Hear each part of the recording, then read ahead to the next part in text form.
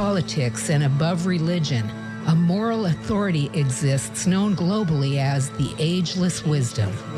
It is the study of consciousness, the mystery of awareness, which cannot be measured, yet will not be denied. Stay tuned as we explore consciousness, the fundamental nature of reality. Welcome to the Ageless Wisdom Mystery School with Michael Benner.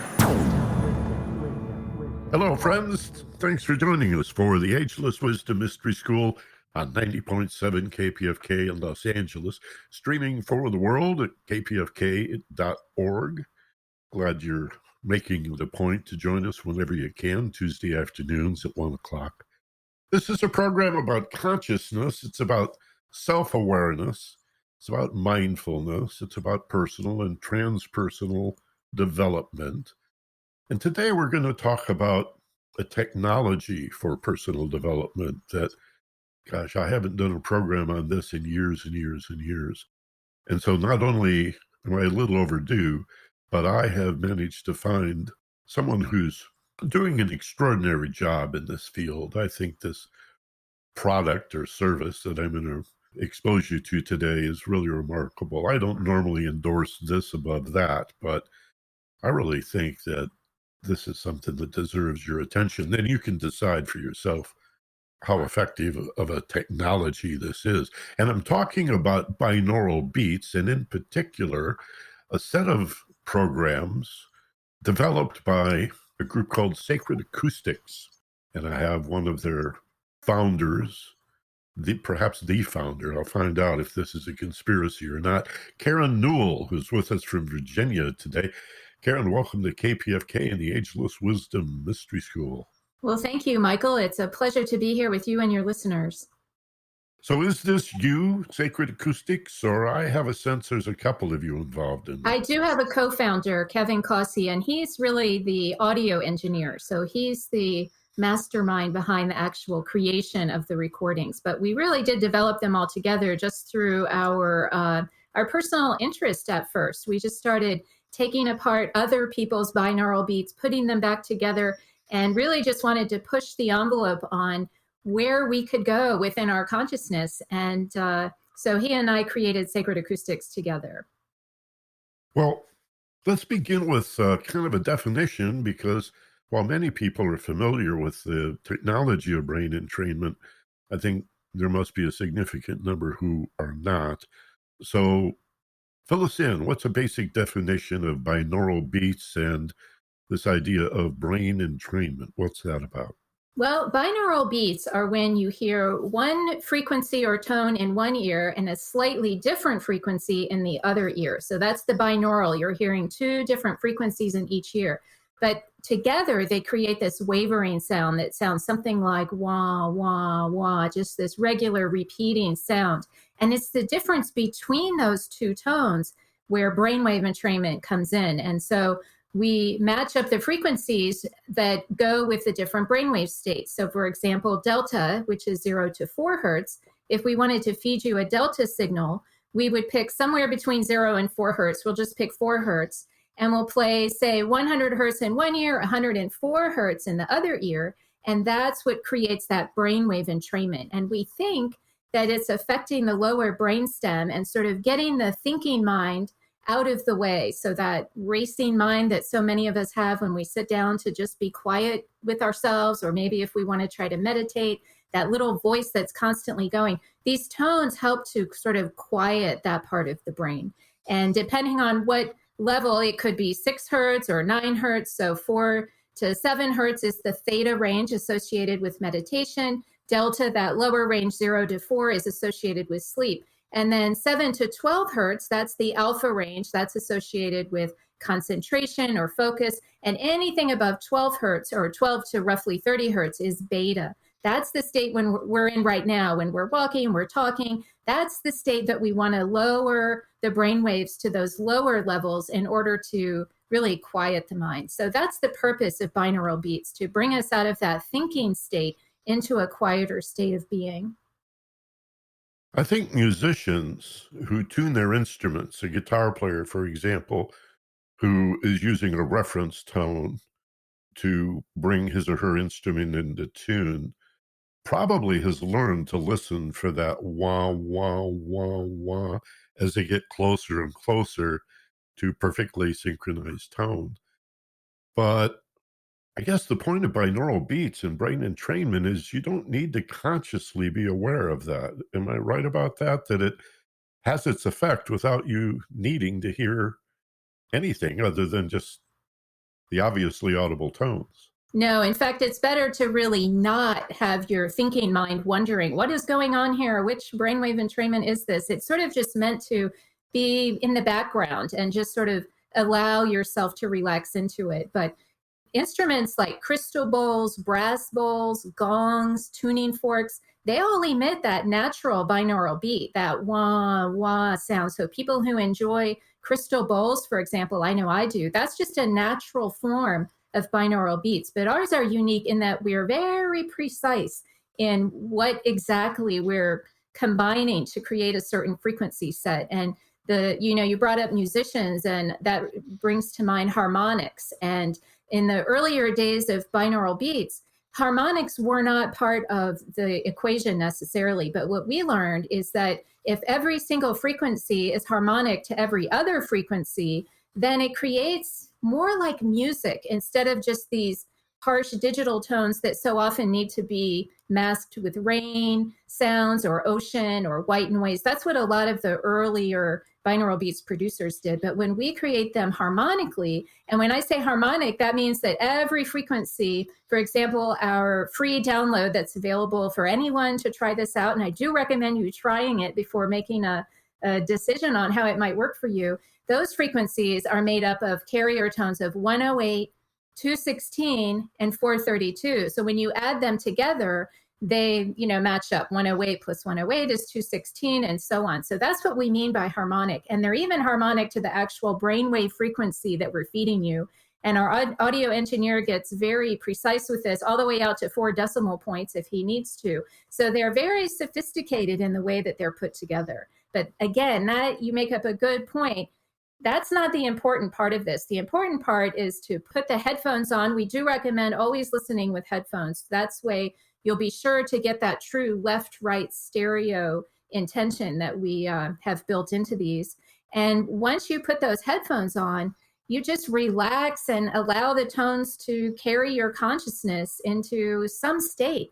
And that's the passive way of trying this out. Just put on the headphones and see what effects might happen. But in other ways, you can also use your mental or emotional intention to really create within that sound journey, as we say, an experience that you might wish to create. I love the word intention. I don't think it's used often enough in whatever field you're talking about. It could be engineering, could be esoteric philosophy or spirituality, psychology, math, just the whole idea of forming an intention before you think, or before you focus on the meaning of your feelings, or before you take an action or perceive the world or whatever. I think intention is a level of awareness that many people don't even consider. How do you look at intention? You use the word. The thing is there is an underlying intention to really everything we do. But as you say, we're not always aware of that intention. And so becoming aware of it is really critical. What is it that I want to create? And so many people who, wish to have certain things in their lives, they often think of things that they don't want. And I had a spiritual teacher once tell me that the universe doesn't understand the word no. So whatever you're thinking of, whether it's I don't want it or I do want it, that's what's going to be created in your experience. And this idea that our consciousness really has the ability to influence unfolding reality is very key to this. And so it's how we hold our own consciousness that can really help us to move forward. So I'll give you a little example. When I first tried to meditate, this was maybe 15, 20 years ago, it was impossible. I couldn't do it. And I thought I was one of those people who couldn't meditate. So I would sit, I would try to focus on my breath. And all that would happen is all of these racing thoughts would go through my mind about what I was going to make for dinner, an argument I had with my boss, an argument I wanted to have with my daughter, something like that. And my mind did not go quiet. So what I did was I told myself, well, I can't meditate. I'm one of those people who can't meditate. But when I learned that that was creating my experience of not being able to meditate, I started to switch that in my mind. And so anytime I thought, oh, I can't meditate, I'm one of those people, I said, no, I can meditate. I switched it. And I started to, even though I didn't think I could, I started to just feel as if I could meditate. So it was more than just saying the thought in my mind. It was actually generated a feeling of what would it feel like if I could meditate, and just feeling that way, generating that feeling. And so binaural beats, of course, is one of the tools that really helped me to realize, yes, I can meditate. I believe we all can with enough practice. The Western mind wants things to happen very quickly. And I was one of those people. And it's just like learning to play the piano or becoming an athlete. It takes a lot of practice. And so binaural beats were a huge sort of training wheels for me. And they helped me to get into that mindset. The universe has a way of just bringing back to you what you put out there. And it sounds all, well, your audience may be fine with this sort of thing. It sounds all new agey, but it's actually the truth. When I wanted to make big changes in my life, I really just acted as if those changes had already taken place with my internal system. And lo and behold, the external world just seemed to take care of itself. It wasn't always pretty. It wasn't always expected. But I found that when I created this feeling inside of satisfaction, that eventually the outer world began to give me things that were in fact satisfying. And so this is how I think of intention, combining a thought and a feeling and generating that feeling as if you've already attained that intention. And doing it while listening to binaural beats, I found to be incredibly useful because it did have this way of putting aside all of that negative self-talk, you know, the doubts and the, oh, you can't do this and can't do that. That sort of settled down. And that's where it really came into play. And that's how I really recommend people using intention. The unconscious is so literal, and I don't think this is commonly appreciated either, that we really benefit from framing things in a positive way. If on the way to the car, you remember that there was something you wanted to bring along with you that you didn't bring, you would say, oh, I forgot, and maybe admonish yourself as you went back into the house. But the truth is you just remembered. Very good. and you could say to yourself, oh boy, what a great memory. I only got halfway to the car. I mean, it wasn't like I drove 20 miles. And then I remembered I've got a really good memory. Or I think of the sign at the grocery store that says, don't forget your bags. What a horrible suggestion. Why not? It'll be easy to remember. That's just memory. We could do that for so many things. If we would just recognize the suggestible nature of the unconscious. You said the universe never says no. That's why I love the allegory of reaping what you sow, because the earth will grow briars, brambles, weeds, or melons and apples and beautiful flowers. Whatever you plant, it'll go, okay, Exactly. I'll grow that. I'm okay with that. Yeah, so be careful what you ask for, right? Yeah. I'm curious, the whole idea of using altered states, whether as a form of meditation, contemplation, prayer, or through these technologies like binaural beats, is to open ourselves to that suggestibility, I think, both in a receptive way, but also manifesting and projecting. It's sort of a two-way street.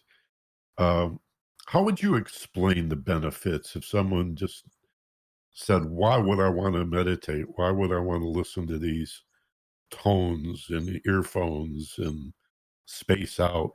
What value am I going to get out of that? Well, there's lots of research out there, I'll just state first, that shows, you know, it helps lower anxiety, create better immune system, lowers stress, and all kinds of wonderful things. And of course, that's what I wanted when I wanted to first tried to learn how to meditate. I wanted all of those things. And what I learned is it does much, much, much more than just reduce anxiety and lower stress. That's just the beginning. What I found is that it put me in touch with a part of myself that we aren't normally aware of in our day-to-day lives. And so usually, of course, COVID changed all of this. Usually, we all kind of took a step back from our lives, many of us, but usually we're in this sort of rat race, going to work, coming home, making dinner, taking care of our kids, going to bed, and then waking up the next day and doing it all over again, spending our weekends doing certain hobbies, going to events, being with friends. But that's not who we truly are. That is who we behave as and how we interact in the world. But there's another part of us, and that is the part of us that contains our hopes, our dreams, our purpose for being, our sense of connection to something greater.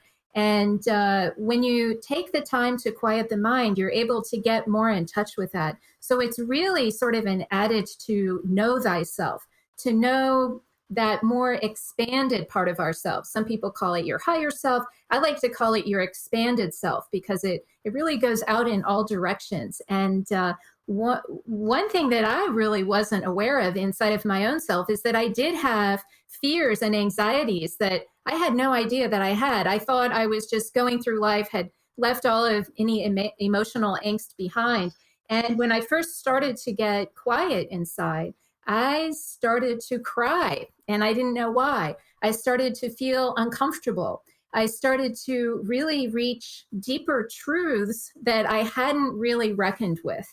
And so once you're able to kind of get in touch with that, you're able to resolve a lot of those emotional angst that you maybe don't realize are affecting patterns in relationships. I know I was having patterns in relationship that were not very healthy. And it wasn't until after I was able to tap into some of that and realize, nope, there's this other part of me, clear through any of the emotional angst that I had, that I was able to bring that really more fully into my life. And once I was able to do that, my life became much richer. It became more meaningful.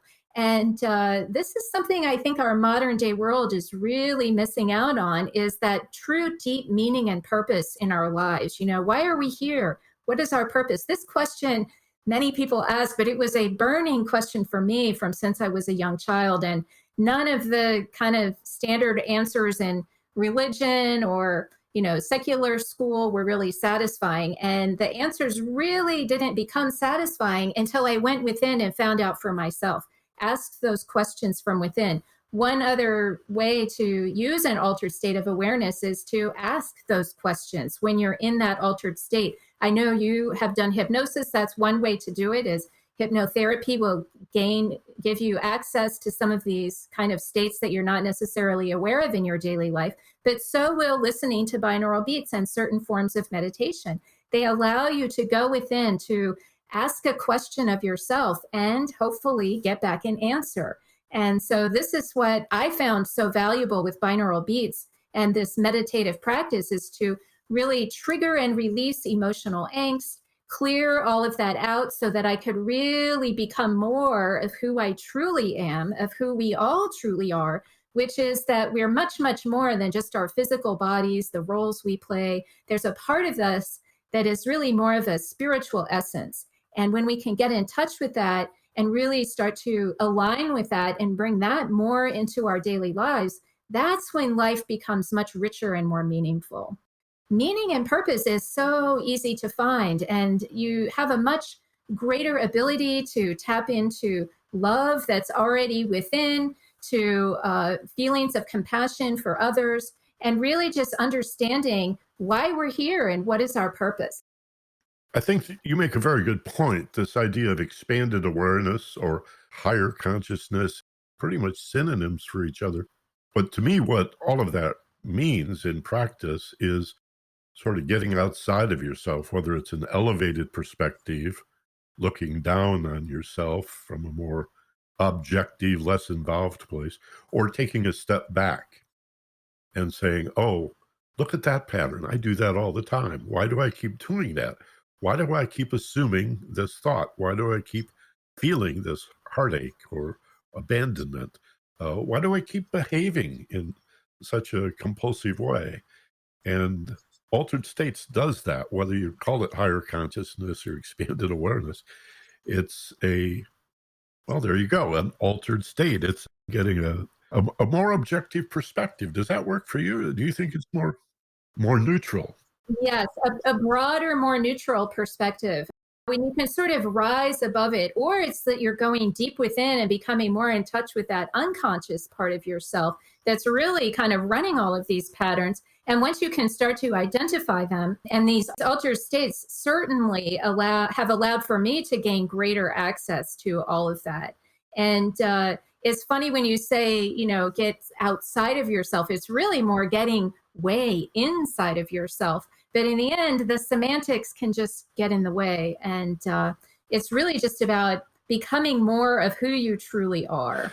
Well, and what do you mean by self? Because ego wants credit, Yeah. right? The personality is going to insist over and over, I am the self. I am the only self. I am the separated self. I'm the boss.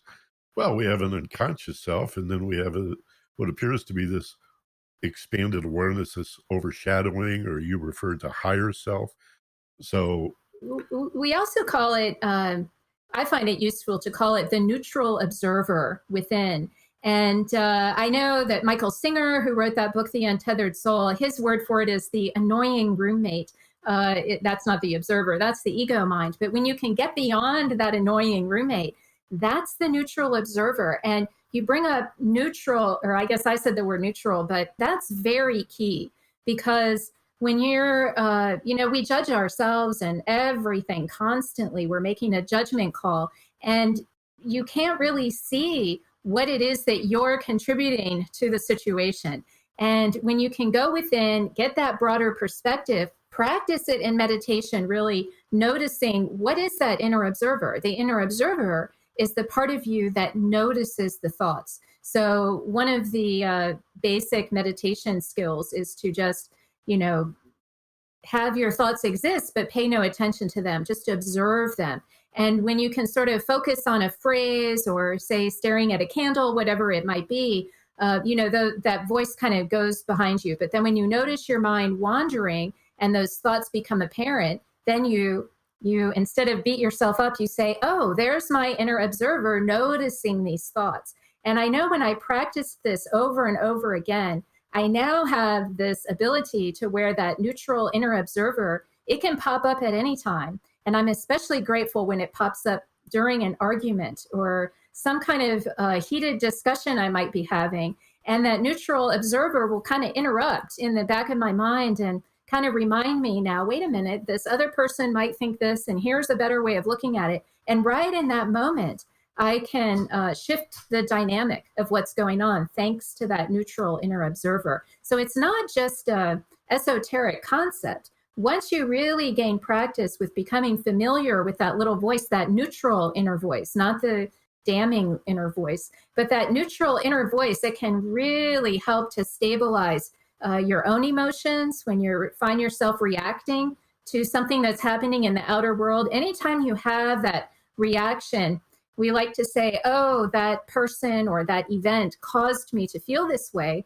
Well, those events don't always cause everyone to feel that way. It's something inside of you that's causing that reaction. So I learned that anytime I was reactive, to look within and say, why am I reacting to that? What is it inside of me that is causing this reaction? And that's where that neutral inner observer with practice can really help you to hone in on what those things are. That's wonderful. You're skating over or running right through the middle of so many different areas. I mean, I hear psychotherapy in there. I hear Buddhism in there. I hear Christian wisdom and ancient Jewish wisdom in there. And it's universal wisdom as far as I'm concerned. It's universal truths. And I love that so many spiritual traditions that you're rattling off have incorporated some of these things. But I like to pick from all the different. I love that you call your what you call your show the Ancient Wisdom Mystery School, because I was always fascinated with mystery schools. And to me, it's about the universal truths. What is in common amongst all of these different traditions? And those are the things that light my fire. Yeah, as someone raised in the West who only in my college years and thereafter discovered Eastern philosophy, rather than choosing one, it occurred to me to collect them all. Yes. And be comparative in my understanding of what they have in common and what sets them apart as well. I have so many more questions for you, Karen. Let's take a short break and we'll come right back. If you just joined us, this is Karen Newell. She's speaking with us today from her home in Virginia. And she is a co-founder of a group called Sacred Acoustics that manufactures and provides binaural beats as downloads and CDs. And we're talking about the nature of brain entrainment and how binaural beats can be used to create altered states of expanded awareness. If you stay with us, we'll have more right after this. You're listening to, by the way, I don't mean to pick nits, but it's the ageless wisdom, not the ancient wisdom. Thank you. Ageless wisdom. Same thing. Same thing. Right. Yeah. But includes new age as well as ancient. Perfect. There's really nothing new about it. That's the odd thing about new age. It's nothing new under the sun. We're just discovering and rediscovering these perpetual, eternal truths. And we'll be back with more in the Ageless Wisdom Mystery School on KPFK right after this. And we're back with more of the Ageless Wisdom Mystery School on KPFK in Los Angeles, streaming for the world at kpfk.org. And I should mention, we're also podcasts to, I mean, literally all podcatchers and aggregators and directories. And we even post on YouTube now, just the audio, obviously. But turns out a lot of folks use YouTube as a kind of a search engine. So we've been picking up a lot of new listeners by posting on YouTube. And so you could just Google Ageless Wisdom Mystery School, add KPFK, or the name of a guest. You put in Karen Newell and Michael Benner. It's a wonderful miracle, this Google thing. Other search engines, just absolutely amazing. We have so much at our fingertips. Karen, I want to see if we can talk about your understanding of what is happening in the brain when it encounters these slightly offset tones. Let's say a standard 440 reference tone in one ear and 444 in the other ear. And the brain hears this 4-cycle difference, this wah, wah, wah, this beat is set up. Whether the subject hears that or not is of little consequence. The brain, is it confounded by that? Is it trying to reconcile why it's hearing a slightly different tone? Well, I think what it's doing is that it's an easy way to look at it is that the body, the physical part of us, is falling asleep, is becoming so profoundly relaxed, but our mind is staying aware. So some people call it mind awake, body asleep. But what we think is going on, Eben Alexander, the neurosurgeon, he's my greatest source of this scientific side of this, is that he believes that it's actually monotonizing the lower brainstem, the reticular activating system, and really, in a sense, taking the neocortex offline. So the neocortex, that's the outer surface of the brain. Only humans have that in their brains. The lower brainstem is part of very primitive reptiles and other animals, but the neocortex is what really gives us that thinking capacity. So what we think is that it's taking that thinking capacity offline so that we can really become more aware of that deeper aspect of ourself. And there's many theories of this. Some out there will say that it's synchronizing the left and the right brain, which through our own EEG research, we found that that's not actually what we see when we listen to binaural beats. What we see is that the brain moves from that beta state, that thinking, talking, walking around, that neocortex activity, into a much more relaxed state where really the brain is pretty much asleep. One way that I know I'm in an altered state, this was one of my early signals. I might be lying there feeling relaxed, but my mind doesn't feel all that different. And I'm wondering to myself, gosh, is it working? I'm still kind of laying here, I'm aware.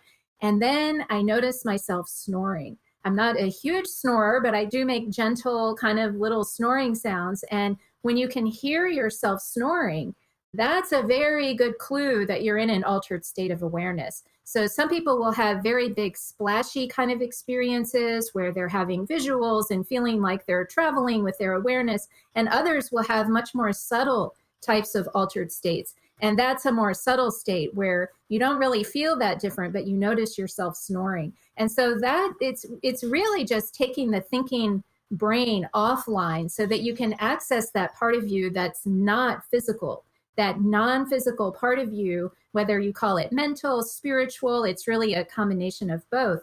That's what's going on. It's really getting the brain out of the way. Yeah, I think using binaural beats or light and sound machines or just practicing meditation, my experience of it anyway, among the countless benefits that I've engendered as a result of meditating, is I have more lucid dreams. Mm-hmm. Yes. And it almost seems like the lucid dream is approaching the same phenomena from the other side, where I'm sleeping and I'm unconscious and then gradually become aware that I am asleep and this is a dream. And just the other night, or the other morning, I had this wonderful dream that was so sweet and joyous. And I just wanted to embrace it and carry it into my waking state. And so I set my mind to the idea of carrying this awareness. And it was so warm and fuzzy and joyful and just so yummy. And I thought, oh, I'll just carry this into my waking state. But alas, alack, as I, came into physical wakefulness, the state was shattered. And I recalled the experience, but I couldn't hold the quality of that experience. And then I think, well, meditation, I could get approximately to that same place, but from the other direction. You could. In fact, I often will use that exact same analogy that these sound journeys, as we sometimes call them, are like lucid dreaming, but you're entering them from an awake state instead of in a sleep state. And it can take a bit of practice to really get to feeling that way. But then you could use that reference point, set your intention, recall that feeling of what it felt like in that dream that you were trying to recall, and then bring that with you into a meditative state. And that's just another way of doing it that I actually often recommend people do, exactly what you just said. And people should realize too that when you're in these kinds of experiences, it's not like they're so easy to explain using words sometimes. And that's because we're turning off that language center. And it's more of an experiential feeling type of state. And sometimes you might see visual images that maybe make sense, maybe don't make sense. It's all very symbolic. Sometimes people will have deceased relatives, deceased loved ones might pop up and start sharing information. Some people really love when that happens. Others might just have a sudden knowing where you kind of just feel like you know everything at once. And sometimes these feelings are challenging to bring back into our waking state. And sometimes you don't really want to. There's that Kundalini awakening that can happen for some, and they can feel this amazing connection to the love and the oneness. But then when they need to get in their car and go to the grocery store, it becomes a little challenging. So you kind of have to dance between both worlds there. Sometimes those states aren't so easy to bring back here, but other times you can recapture them using your intention, especially when you have a reference point, like you're saying. That's a really good point. That's another approach to the idea of equanimity, to live both in the physical world and the non-material world at the same time. That's the challenge, I think. Well, one way I put it is the new polarity is feeling your connection to that oneness that we all share, but still being aware of your individuality. So you kind of know that we're part of something greater, but it doesn't completely all consume you into just, the Borg, where, resistance is futile, where you must just do what everyone else says. That balance, exactly what you just said. The problem with binary thinking and the way stress exaggerates it is we think of this or that rather than this and that. Exactly. And so much of becoming more aware is replacing all of these divisive ors with relative and. It may not always be on the 50-yard line. It might be a 90-10 or a 60-40 blend of this or that. But to be comfortable with these paradoxes, the one you just referred to, the idea of spirit and matter or divinity and physical existence, ancient mystics often refer to that as the one and the many. Mm-hmm. And it's not the one or the many. It's not, am I part of one thing or a unique individual? It's both. You you have DNA evidence that you're one of a kind, and yet, you're made out of the same star stuff. And both things are true. So deal with it. Exactly. One analogy is the ocean is one, but there's drops that make up the entire ocean. Another one that we like is that the one is a diamond, and the individuals are all individual facets of that one diamond. And every individual is critical. Without one of those facets, then it's not a diamond. So, yeah. One of the reasons I like the first example you gave of the ocean and the dewdrop is there's a middle element, the concept of the wave, which appears to be individuated. I'm not that wave. I'm not that wave over there. I'm this wave, but clearly I am the ocean. Well, and aren't we something like Eben would say we're 97% water if you factor in the molecule makeup. So yeah, we are the water. And I also love the water analogy too, because water is constantly changing, and yet it's still water, when it's steam or ice. And it's such an elementary concept that all of us understand. We all understand these cycles of water, and yet we're a part of that water. So it's almost like the fish that's in the water. That's what we are, in sort of this sea of oneness consciousness. We're not necessarily aware of it because we are so much a part of it. And these analogies really just help us kind of get a hold of some kind of heady concepts that are not always thought of on a daily basis. Yeah, like 40 or 45 years ago, Marshall McLuhan used to use that example. He'd say something like, I don't know who discovered water, but I'm pretty sure it was not a fish. Exactly. I think there's an Ethiopian proverb also that goes, fish discover water last. Yeah. So the idea of us as apparently separated human beings slowly evolving to the point where we realize we're part of this ocean of consciousness, this unlimited, unbounded sea of awareness, and we're all immersed in this same ethereal medium of awareness. That explains so much of parapsychology. And I had a feeling you were going to call me on the phone today. How odd that that you would call me. I was just thinking of you. And or connecting with departed loved ones. There's so many stories. There's something like 30% in surveys of people who say, yes, I've encountered a deceased loved one, whether it's an apparition or a feeling or whatnot. And yet, probably more than half of those people would never talk about it because it's kind of frowned upon in modern society to think that that could possibly be true. But it's true. It's definitely true. Oh, it happens to me all the time. As I get older and more of my friends are passing away, my peers now, some too soon from illness or disease or some problem, but they occur to me all the time. Oh, that's wonderful. In dreams. Yeah, and you just got to be open to it. Thank goodness you're open to it and acknowledge it. I know in my family, I was talking about this, and not everyone in my family is necessarily on board with some of these concepts, but I was shocked to learn that my sister-in-law, who had lost her sister, you talk about much too young, she just up and died one day from a heart, it was a congenital heart thing she was born with, and she just fell over one day and died. And a year had passed, and I saw my sister-in-law, and I was kind of walking on eggshells around it a little bit. And then she said, oh no, I talk to Christy all the time. And I was like, oh my gosh, that's wonderful. And she said, oh yeah, my aunt, she comes and talks to me too. It's totally fine. And it's always very refreshing, but that someone would just accept that for still being in touch with a departed loved one. And that's part of that. It's that consciousness that doesn't die. When we die, our awareness continues.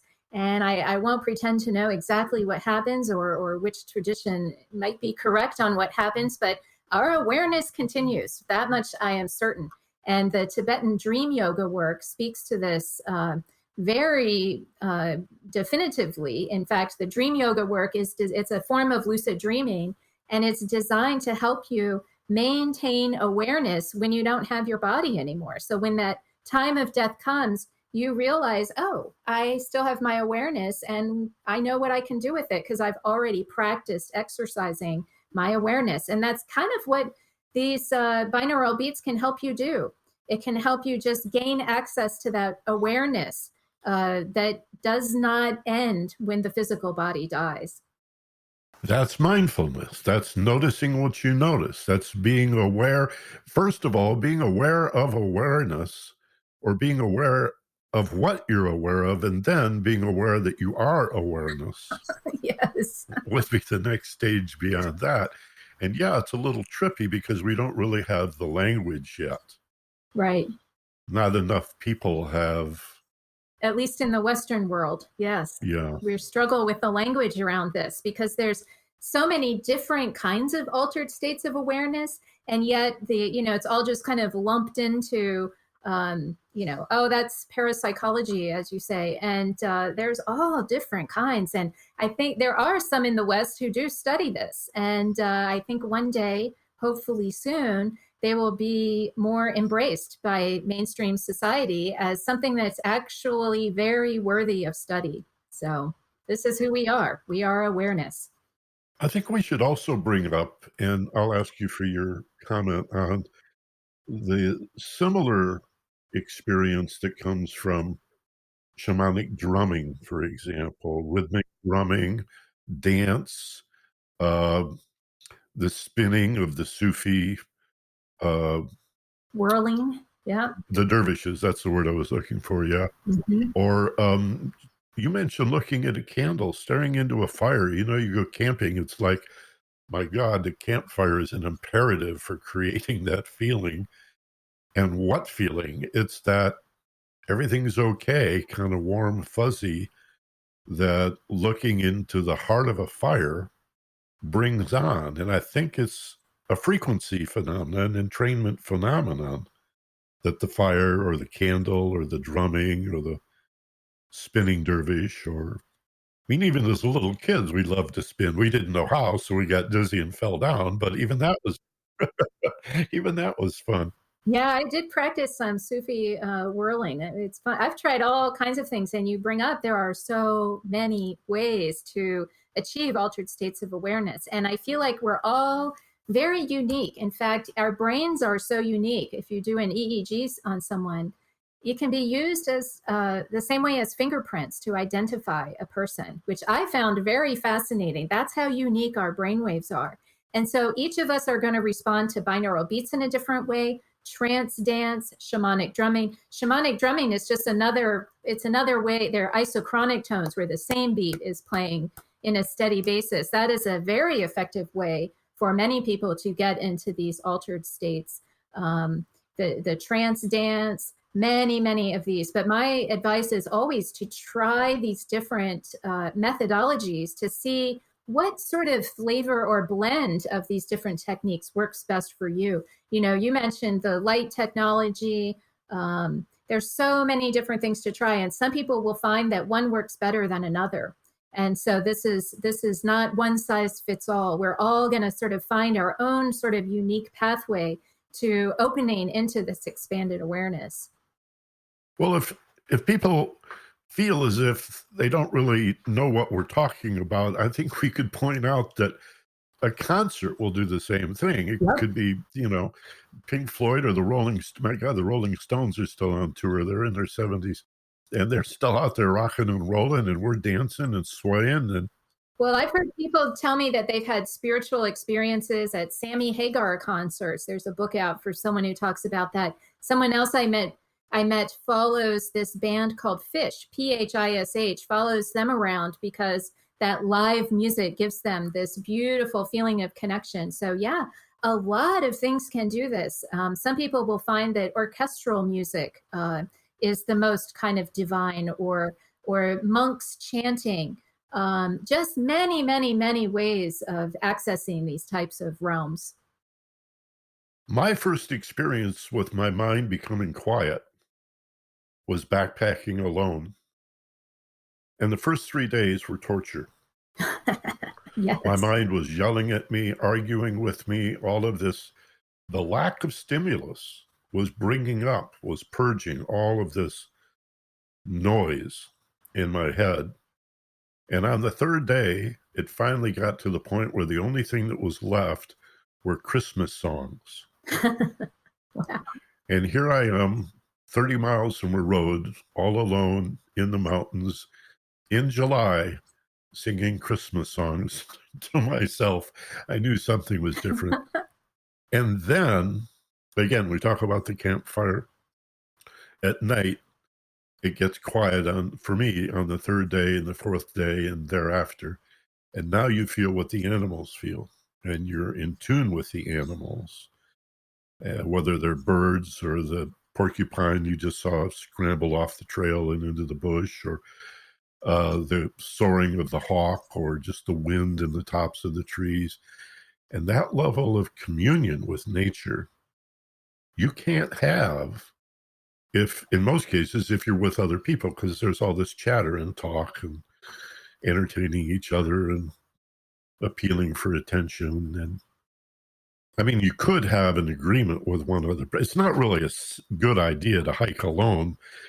I mean, I knew it was a dangerous thing to do, but the benefits are extraordinary. If you could find maybe a walking partner who would have your back, but who would agree not to talk for long periods. Yeah, I mean, this is the benefit of silent retreats, right? And sometimes it does take a few days to really settle in with yourself. But nature is another beautiful way of connecting to something greater. And the story I have is when I used to go to Methodist church camp, and I lived in Oregon. And the church camp that I would go to was on the beach, on the coast. And just absolutely unspoiled. The west coast of Oregon doesn't have condominiums and boardwalks and things like that. It's just unspoiled beauty. And so the ministers would tell us, go out into the woods and commune with God. And I just didn't understand what that meant. I thought God would show up on a cloud, or, something would happen and, come down on a light beam or something. And so I just thought, there's no God here.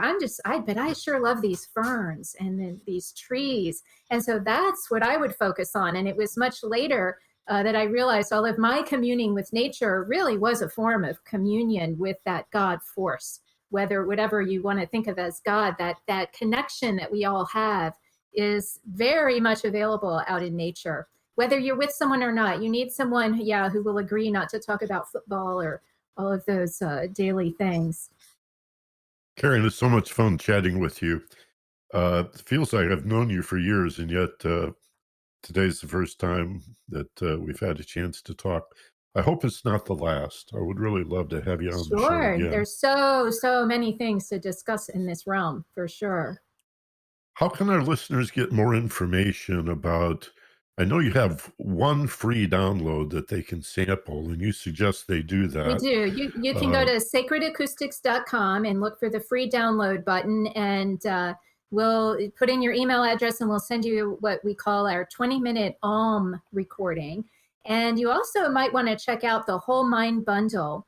At the beginning of the COVID crisis, I actually reduced that price. And there's also an option that's free, because so many people who were in and may still be in financial difficulties, we didn't want there to be any barrier. These same recordings, these Whole Mind Bundle recordings, were used in a pilot study in a New York City psychiatric practice, and found that anxiety was reduced by 26% after 2 weeks of listening.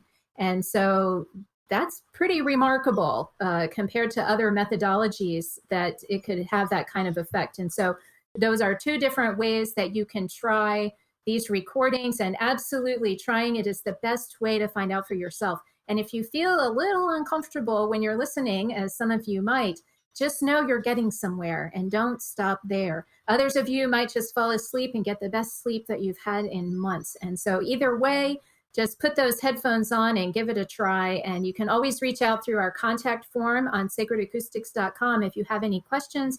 And I am the one who answers those questions. So yes, please feel free to reach out. Sacredacoustics.com. Yes. Karen, thank you so much. Again, I really appreciate the work that you and your partners are doing. Without hesitation, just feel that of all the binaural beats that I've been exposed to, I even have a program on my computer where I can make my own. Yes, those are out there. And yeah, they just don't compare to They're not the same. And many people listen to them on YouTube. And I will tell you that we don't put our recordings on YouTube because they compress the audio to a point where they're just not nearly as effective as the original file. So watch what you're listening to out there. Yeah, and you say the MP3s that are downloadable, you use the highest bit rate, so they're almost the equivalent of a WAV file. We do. Some would say in the past, many years ago, that the MP3 wasn't good enough quality. And when you save them at the highest quality, the 320K, and you don't allow them to be compressed further, they maintain pretty much the same effectiveness as a WAV file, we've found. Yeah, check your settings. If you're going to bring those into iTunes, check your settings because iTunes has a way of compressing. They do. They want you to get 1 million songs onto your device, but we need ours to be larger. And if you do use an iPhone or iPad, we do have an app.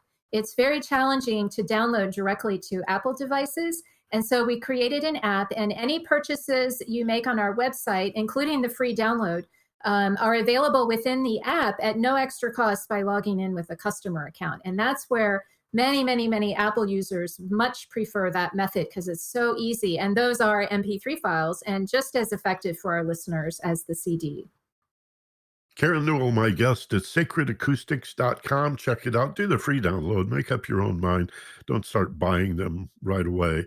That's Karen's suggestion as well. Just, don't start just purchasing willy-nilly. Try the free download and see how it feels. See if it resonates for you. And there's also at least 1-minute samples of every other recording, so you can get a little bit of an idea of what they sound like. And I would recommend we have an extra long sample of our newest recording called Water. And that we include a longer sample so you can really get an idea of what it sounds like. So that's another one to try out. Thank you, Karen. Sacredacoustics.com, binaural beats, brain entrainment. Find out more about it.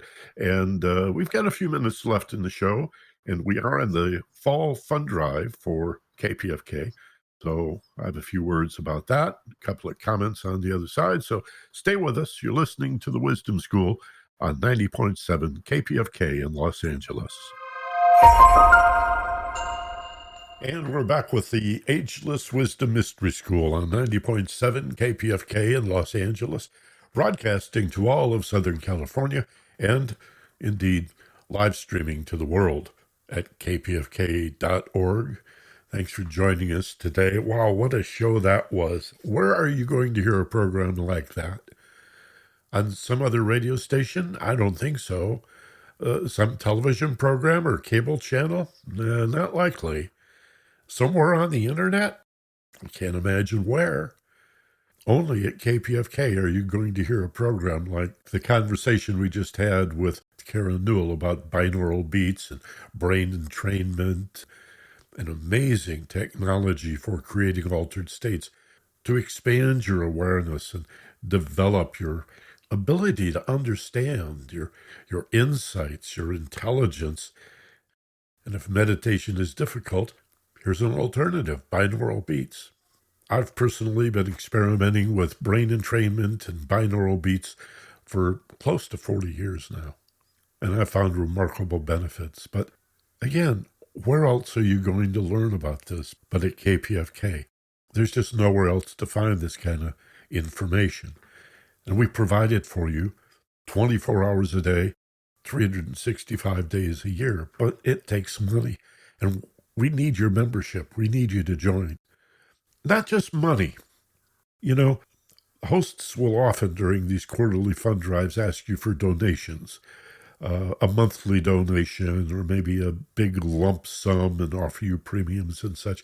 And that's really what we need to pay the bills here, to keep this radio station on the air, to maintain the very equipment that allows us to broadcast off Mount Wilson, 110,000 watts, a little bit more on a good day, and blanket Southern California with progressive information, unlike anything available anywhere else. But beyond just giving money, I'd like you to think about being a member of KPFK, a member of the community, a member of this mission, a member of the radio station, a voting member, somebody who's involved, who listens to more than one or two programs a week, who tells their friends about KPFK, who shares a KPFK podcast every so often, who sends email to the various hosts and makes suggestions about how we can do even better. Someone who's really involved, that's what we're looking for. So I'm going to direct you to Sustainers Circle. I think everyone listening to my show should be able to pledge at least $5 or $10 a month. I mean, $5 or $10 a month, come on. If you're a student, if you're a senior and you're on a fixed income, we understand. If you're unemployed, when you go to kpfk.org/donate and search for Sustainers Circle, you'll see you can make a one-time donation, a monthly donation, quarterly or annually. Let's say $5 a month is too much. You can't even afford that. How about $7 4 times a year? That would make you a voting member at KPFK. Now, I bet you can do more than that. I bet you could do $10 or $15 a month. That's a nice donation. Or $20 or $25 a month. It's very easy at that website, kpfk.org/donate, to choose one time, monthly, quarterly, or annually, and then any amount you'd like. Hit the custom button and you choose the amount that you'd like to give us to support this radio station and keep us on the air, quite frankly. Once you join us now, you could call 818-985-5735, 985-KPFK in the 818 area code. Or it's really better if you just go to the website, kpfk.org/donate, and look for Sustainers Circle. Make your contribution there. And we sincerely appreciate every dollar that you can contribute to the Pacifica mission. I want to thank you for listening today. Hope you'll make it a point to join us every Tuesday afternoon at 1 o'clock for the Ageless Wisdom Mystery School. We also podcast this program to all podcatchers, aggregators, directories, and player apps. You can also go to the homepage at theagelesswisdom.com, the THE is part of it, theagelesswisdom.com, and make it a point to join us next week. I appreciate it. Thanks a lot. As always, be gentle, love life, and take care of each other. From Los Angeles, this is Michael Benner.